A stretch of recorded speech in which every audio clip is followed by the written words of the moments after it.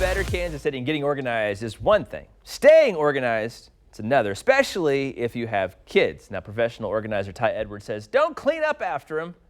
Teach them how to help make sure things go where they belong. I think that's a little bit easier said than done, though, right? Well, you have to start somewhere. Or my kid's just way more obnoxious than other children. Or they could be like what my parents used to do. They used to take stuff out of our room. So you That's either a great organize it idea. or, it's leaving. Or start removing things Yes, from it. Okay, yes. so getting organized, what's the first thing we should do? Well, the first thing you should do is not tell the kids to go in and clean up their room, especially if you haven't told them what to do, because everything's going to end up under the bed or stuffed in the closet.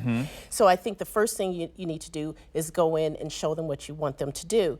Lead by example. Yes. Okay. You want to, this is a perfect opportunity to start with a clean slate and purge. So you tell your kids, we've got so much room, some of these things are going to have to go out in order for us to get organized. Do your kids openly purge things, though? Because I don't know if your kids are like my kids, but they don't want to get rid of it. We have to go clean when they're gone. Yeah, kids love their stuff.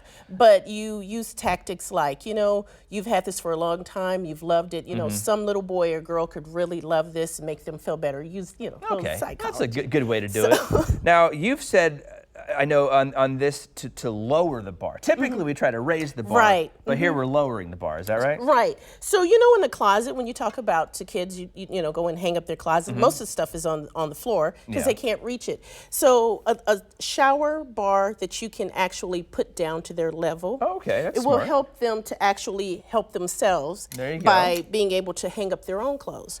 So I think it's a good idea as they grow. You can raise the bar, but at the very beginning, you want to start with a low bar. Yeah. Okay, well, that makes perfect sense. What type of shelving should we be using, and what's the right type to have in our kids' rooms? Yeah, so shelving is always a tricky thing because you do not want the children to climb on things. Yeah. So definitely. These are actually really good. The small cubicles, because you can actually turn this horizontal or vertical, and use fabric drawers, because I think it's a lot easier. They're not tempted to climb because it's at their level. Now, when they get a little bit taller, you can always tilt it and go vertical, and but at that time, you won't have to worry about them climbing on things. This is one of the things we do at the house too. We love to have the storage bins in there, so she can pull them out, and then when she's done, put her toys back. We try to convince her or encourage her to put her toys back in there and put them back in.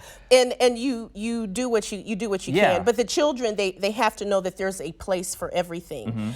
So I think it's also important too that you've got kids that can read, and you got kids that can't read, and so we need to use labels. Yes, we need to use labels. So what I like to do is suggest using pictures. Oh, that's a good idea. Because kids can identify things with pictures, and it does help them feel like they're a part of something. Okay. So whether it's you're using them for clothes for these, or you're using for different things, put a picture on the back, and I did that over there so they can understand. And then one quick last tip, we got 30 seconds. What's one last tip we can use here to help our kids get organized? So as far as getting organized, I think it's important to encourage the kids.